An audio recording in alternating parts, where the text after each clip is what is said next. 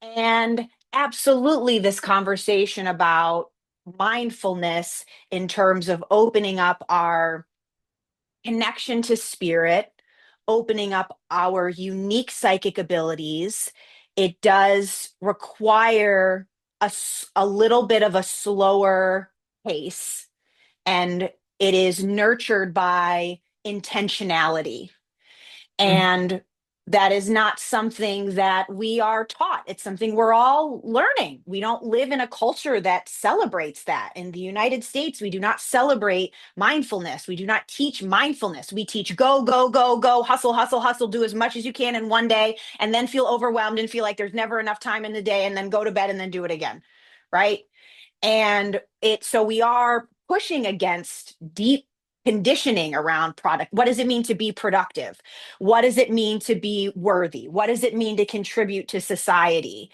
And to detangle these belief systems and come back to the most important thing is that I feel calm, that I feel peaceful, that I'm having fun, and that I am experiencing beauty in this life. And I was in a session earlier with a client, and we were talking about duality, the that it is undeniable the horrors that humans are capable of doing since the beginning of time, right? And we can look at that, but if we do, then we are not seeing the entire story. Because the entire story is that people are also capable of overwhelming amounts of generosity and kindness and warmth and compassion. And look at focusing on this one doesn't mean we're ignoring this one. It doesn't mean we're bypassing this one, but it means we are able to hold peace in the entire experience. And she was talking about how she was getting ready to buy a dress to go to a funeral for a dear friend that she's known for a very, very long time who had transitioned. I said, well, let's talk about like what's coming up for you. And, talking about how, of course, she's sad and grieving. And I said, well, what else do you remember about your friend? And she was started smiling and telling these amazing stories about him, and how amazing it was when he met his partner and how beautiful they were. And I was like, look at that. See, you don't have to not be sad or deny your grief, but we are also experiencing this. And as we're talking about, so many of us, what is my purpose? What is my role? How can I show up here? I said, you as an awakened person can go to this funeral and ask, how can I be of service? Right? How can I serve in this space for people who don't have the same understanding about death and transition and duality and healing and the heart that I do? Like, what a real world example of asking to be a vessel for spirit in that very true moment. And that's mindful, right? That's mindfulness, that's intentionality. And when we are, like Abraham Hicks talks about segment intending, right? Saying that I'm setting the intention that after this thing happens today, making in these smaller chunks, I'm going to feel like this. And when we're doing that, we step into deliberate creation of our experiences. And before we know it, everything's just lining up and we're feeling good all the time. That's mindfulness. That's intention. We are learning to harness the energy of our brains because it's so much powerful, magical energy that's up here. It's creative life force that's up here that until we learn how to direct it in a useful direction is just like not, it's just not really being used. It's like, having exercise equipment in your house. That's like you have it, but if you're not using it, it's not being used to its most optimal purpose. And as we are learning to be aware of the thoughts, understand I want to feel more grounded. I want to focus on what's in front of me. I want to focus where my feet are. I want to be open and be grateful, right? I'm channeling my energy in the direction I want to feel. All of a sudden, that's when all these shifts start happening and these synchronicities and this magic.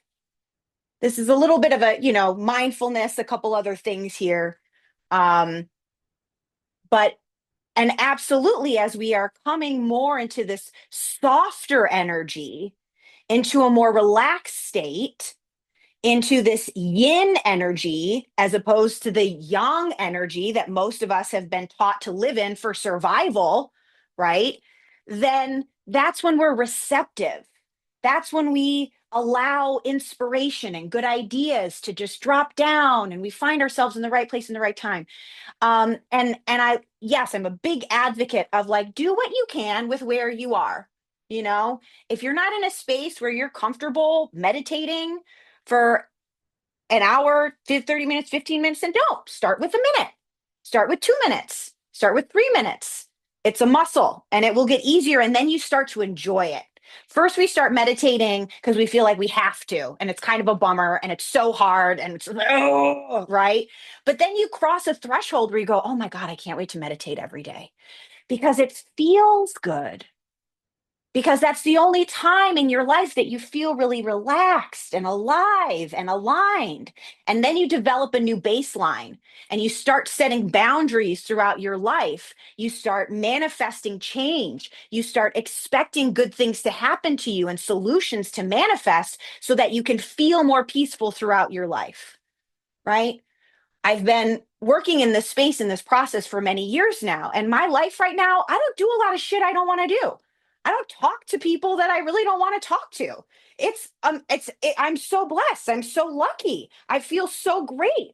But because I've done it and I've refused to, at a certain point, like tolerate anything less. I aligned with a wonderful partner who's very supportive. I'm so grateful. I couldn't do it without him. Right. And so it's hard when we see people who are like, I opened the door to my psychic abilities and deliberate creation and my life changed overnight. Like, it's hard because it's like everything else in our society, we want a quick fix, right? And this work is not a quick fix. And it's not only is it not just this lifetime, we're talking about lifetimes too. But if so, we're looking at consistency and we are doing it because there will be positive changes in our life. Absolutely.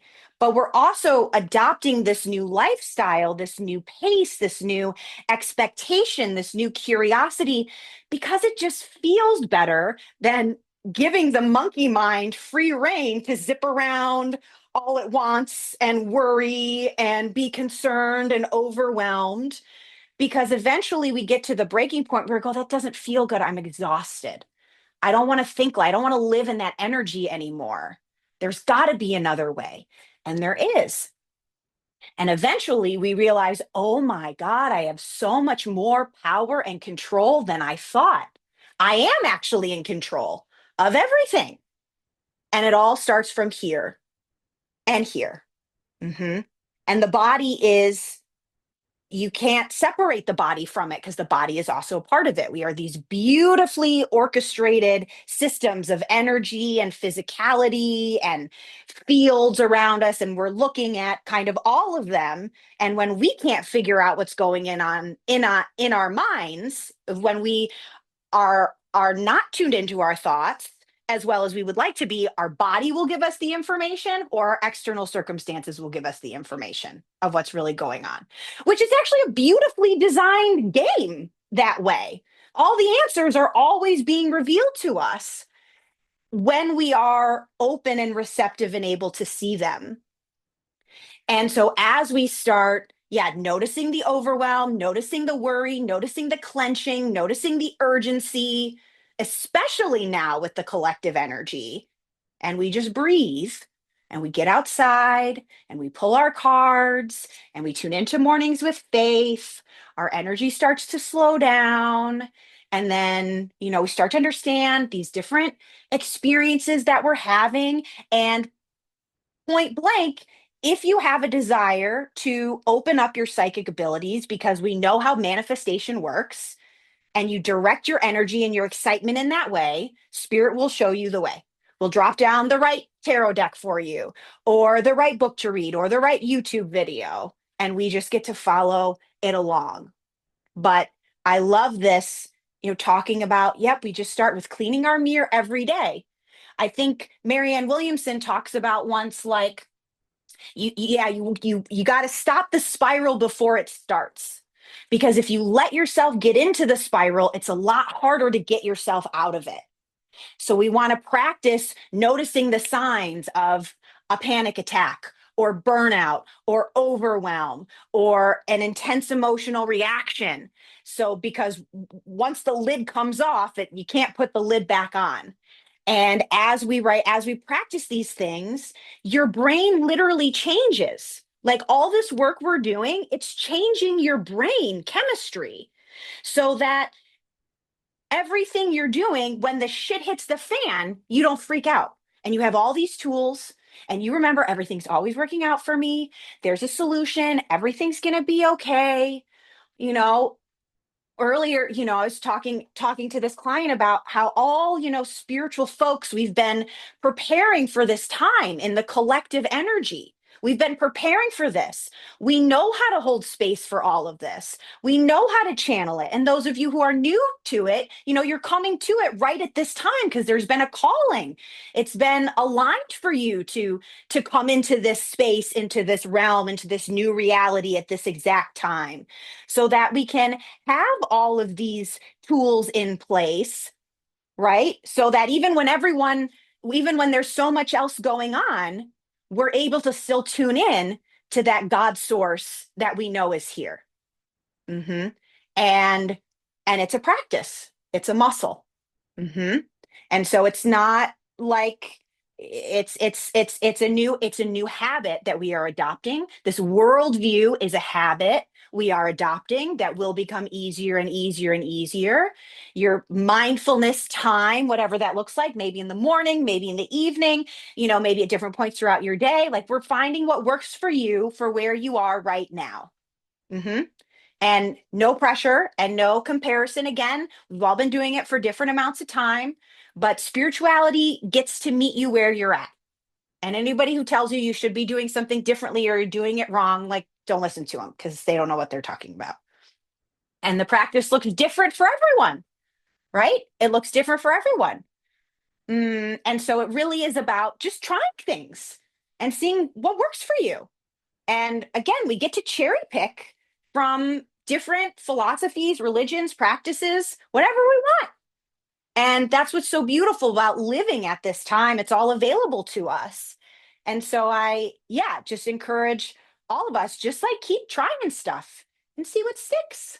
And you might do something, for 6 months, and then you might try something else. And, you might try something that everybody else swears works and it doesn't work for you. And then maybe you come back 5 years later and it works for you, or, or it doesn't work at all. And that's okay. And it's all fine. There's so many different avenues. There's so many different pathways. We're talking about so many different things so that you can align with what you want to continue to work with. Mm-hmm. Thank you for inspiring that tangent. Good. Um, and so if we know that the goal here is to feel more connected to spirit every single day throughout our days, to feel less triggered, to feel less victimized, to feel less hopeless, to feel more in control and to feel more in flow, to feel like we are magnificent children of the universe, to feel like we are magical, to feel like we light up every room that we walk in, right?